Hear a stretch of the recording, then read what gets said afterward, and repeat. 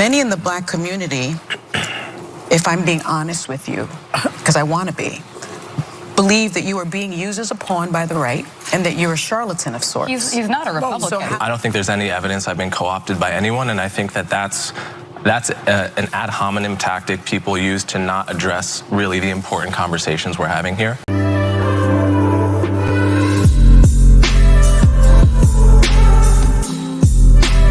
Hey, welcome back. It's your man Wise, and today I have a great video to share with you all. The unbearable Sonny Hostin once again shows off her horns by attacking a young, free-thinking man. Once again, The View shows us who they really are, which is nothing more than a liberal hack job of a show. I am sorry this brother had to endure this foolishness. This is a video from the Young Turks. I appreciate them allowing us to do what we do. Before we get into the video, please like, share, and subscribe to the channel.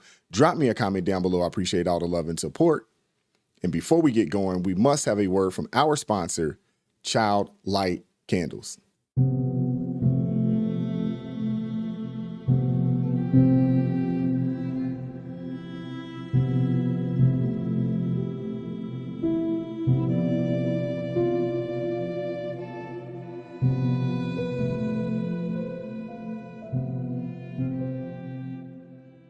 Please support Child Light Candles today. Link in the description box below.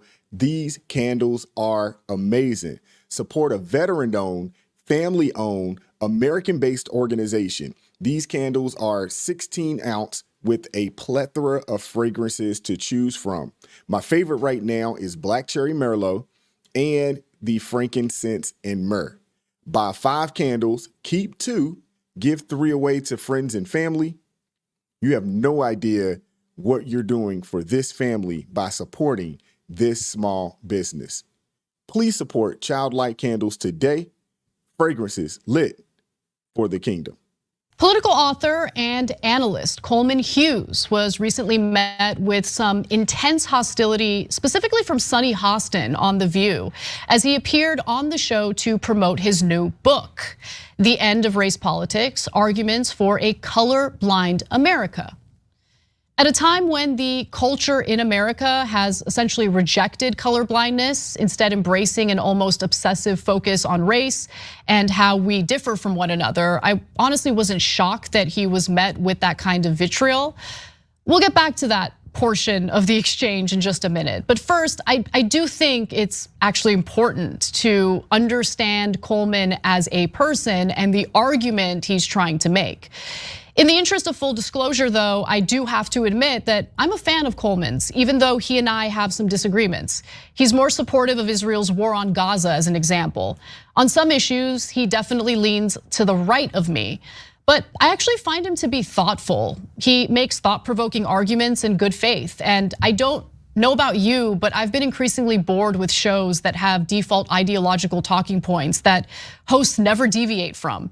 It's a mindless snooze fest. Sometimes Coleman's analysis on certain current events challenge my own, and I find that to be a good thing. We should all be willing to challenge and reevaluate our own beliefs without assuming the one challenging us is some grifter or right-wing pawn.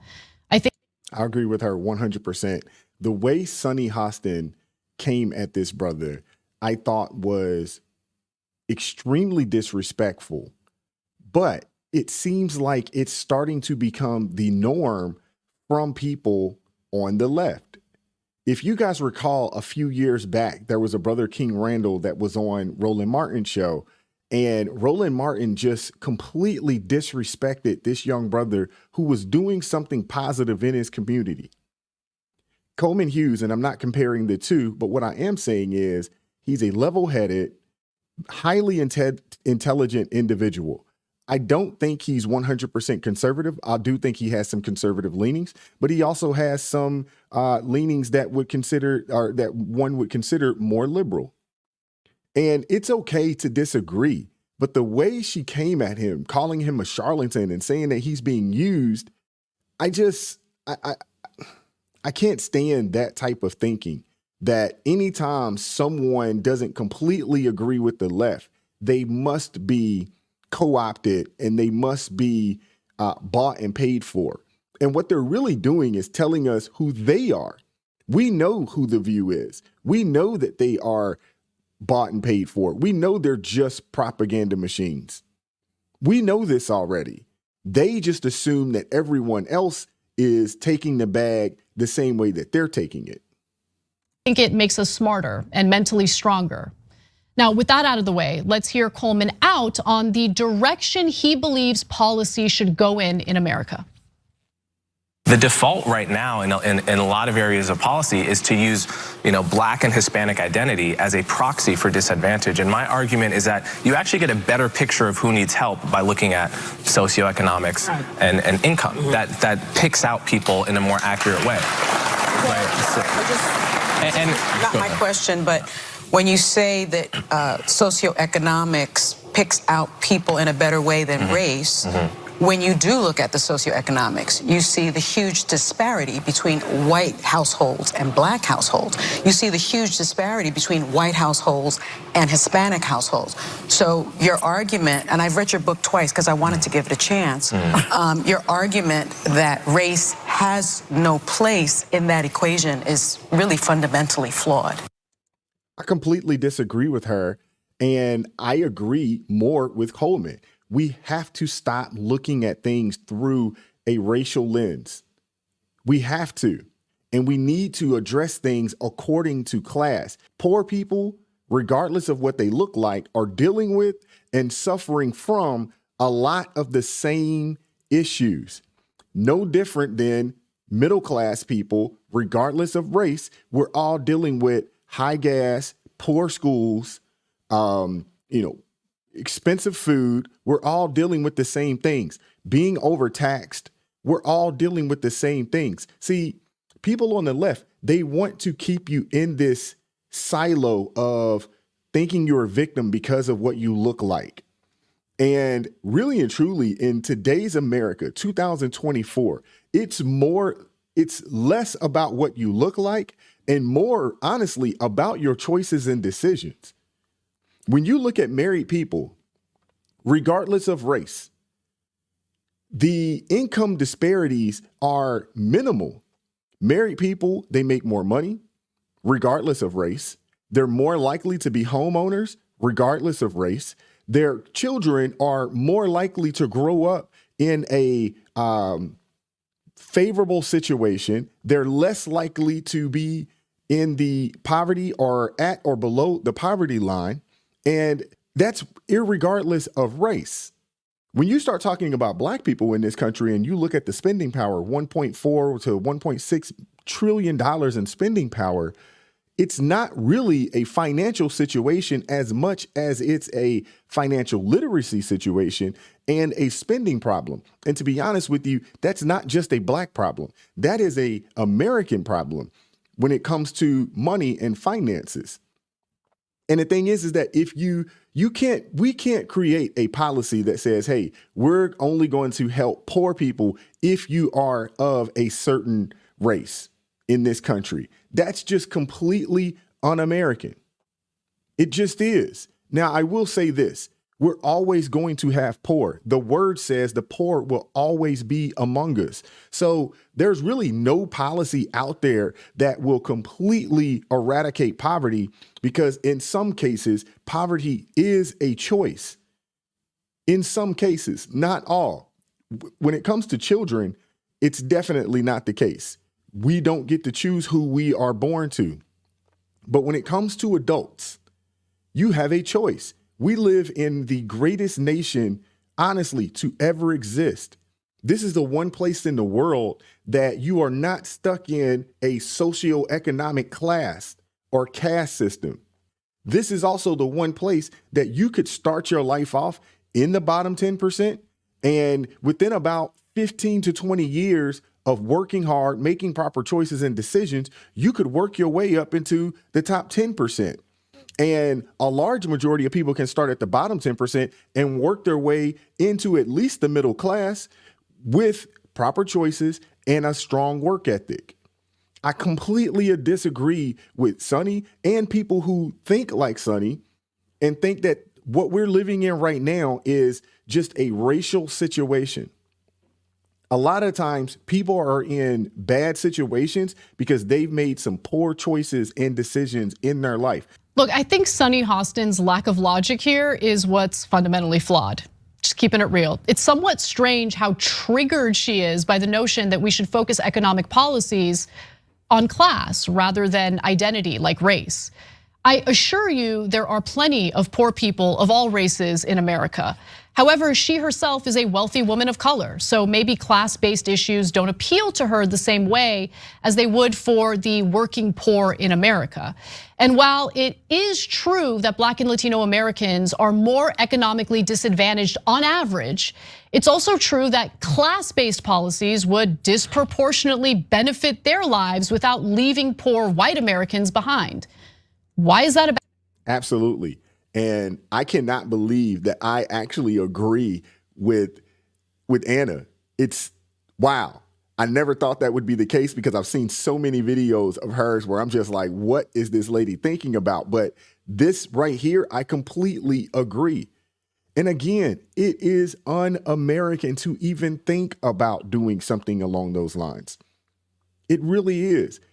Look at this as a class-based situation, and everybody that is below the poverty line would be uplifted by focusing policies on those people that are down there, regardless of race. You want to get some things started? Do something that is just specific to one race of people because of what they look like. And you want to talk about, we already have a racial divide that's been growing over the past 10 years. And you're talking about expounding and expanding that. We need to be implementing policies that bring us back together. We need to be implementing policies that promote unity, not continued separation. But again, that is the MO of the left. That's how they want things, because when we are separated, when we are divided, they can control us. As long as they keep us at odds with each other, we're not focusing on the foolery that they're implementing and that the elites are benefiting from. Bad thing. Don't we want to see all of our fellow Americans succeed, regardless of religion, race, gender, sexual orientation, etc.? Class-based economic policies have more buy-in among voters and tend to be harder to repeal because they're applied to everyone impacted by poverty. Coleman absolutely managed to maintain his composure, something that he's insanely skilled in, and responded, in my opinion, perfectly. There's two separate questions. One is whether each racial group is socioeconomically the same. That I agree with you. They're not. Yeah, they're not, and the stats show that. But yeah, of course, I agree with that fully. The question is, how do you address that in the way that actually targets poverty the best? Great. And what Martin Luther King wrote in his book, Why We Can't Wait, is he called it, we need a Bill of Rights for the disadvantaged. And he said, yes, we should address racial inequality. Yes, we should address the legacy of slavery. But the way to do that is on the basis of class. And that will disproportionately target blacks and Hispanics because they're disproportionately poor, but it will be doing so in a way that also helps the white poor, in a way that addresses poverty as the thing to be addressed. It's a real solution. See, Democrats only want to discuss problems. They actually don't want solutions. What he just described is a real solution. It's a solution that everybody can get on board with. It's a solution that could be bipartisan. It's a real concrete solution. Let's attack this thing from a class perspective. But the left, again, they don't want solutions. They need problems, because as long as they have problems, a lot of these people, they have jobs. He's right. I mean, I think he makes really good points there. But look, maybe Sonny Hostin has a counterpoint that we haven't even considered. So let's keep an open mind and give her a chance to respond. You claim that color blindness was the goal of the civil rights movement, based upon Dr. King's I Have a Dream speech, content of character versus the color of skin. He also said in 1968, it was about less than a week before he was assassinated, this country never stops to realize that they owe a people kept in slavery for 244 years. So rather than class, he did write about that earlier on. Right before his death, he made the argument for racial equality and racial reparations. And so your argument for color blindness, I think, is something that the right has co-opted. The quote that you just pointed out about doing something special for the Negro, that's from the book Why We Can't Wait that I just mentioned. Yes. A couple paragraphs later, he lays out exactly what that something special was, and it was the Bill of Rights for the Disadvantaged, a broad class-based policy. But he also says you must include race. No, he didn't. He says it's Yes, he does. Okay, well, everyone can. I'm glad that this brother here, one, read that book, but two, had the receipt. And I love how calm he is.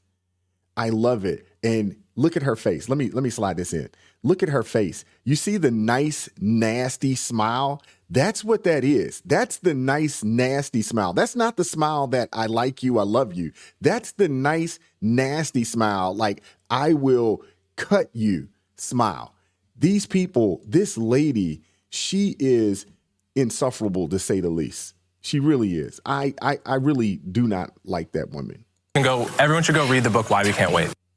I gotta say, I mean, I didn't notice until this very moment, but the fact that she's rejecting class-based politics while wearing a Gucci button down and a Gucci belt is hilarious. But nonetheless, disagreements about MLK tend to, drive me crazy. But Coleman is correct to point out the class-based politics that the civil rights leader espoused. In fact, mainstream discussions about MLK tend to leave out his views on class politics. And by the way, I think what Coleman is saying is evidenced by the policies that MLK was pushing for, including a universal basic income. It was a universal basic income, meaning that it would apply to everyone regardless of their race. And I wish Coleman and Hostin's conversation centered more on the most effective policies to move this country forward. But unfortunately, that was the end of the substantive exchange, or at least the substantive portion of their exchange. I don't agree with the universal income. I don't agree with that. It's a socialist policy. It's not good. It's one step closer to communism. I'm not going to go into the reason why Martin Luther King was for those types of policies. I'm not going to go into that. We are having a conversation on Sunday about a documentary that came out recently from the brother Vince Everett Ellison. I ask that you all please take some time and come and show up and watch that video. It's going to be great. It's not just going to be me running my mouth. I have 4 or 5 very intelligent people that will be on this panel with me, and we will be discussing that documentary. The back and forth unfortunately devolved from there. Many in the Black community, if I'm being honest with you, because I want to be, believe that you are being used as a pawn by the right and that you're a charlatan of sorts. He's not. Most people in the Black community don't know who Coleman Hughes is. This lady is lying. Most people in the Black community don't know who Coleman Hughes is. And a lot of them just seen this guy recently on Charles Barkley's show with Gayle King. And maybe you've seen him on my show because I did react to that particular show. But Coleman Hughes is not a household name in the Black community. Stop it, lady. A Republican. So how do you? He's never voted for a Republican. You've said that you're a conservative. No, you did. You actually said that in the podcast that you did 2 weeks ago. I said I was a conservative. Yes, you did. So, but my question to you is, how do you respond to those critics? I don't think I've been co-opted by anyone. I've only voted twice, both for Democrats. Although I'm an independent, I would vote for a Republican, probably a non-Trump Republican if they were compelling. I don't think there's any evidence I've been co-opted by anyone, and I think that that's an ad hominem tactic people use to not address really the important conversations we're having here. And I think it's better, and it would be better for everyone if we stuck to the topics rather than make it about me. I love how, one, calm he stayed, because a lot of people would fly off the handle after hearing an accusation like that on national TV. So I definitely appreciate his ability to control himself and his emotions. That's the sign of a real man right there, to be honest with you. This lady here, she tried to gaslight him. She tried to get him to come out of character, and he didn't fall for it. And I appreciate that.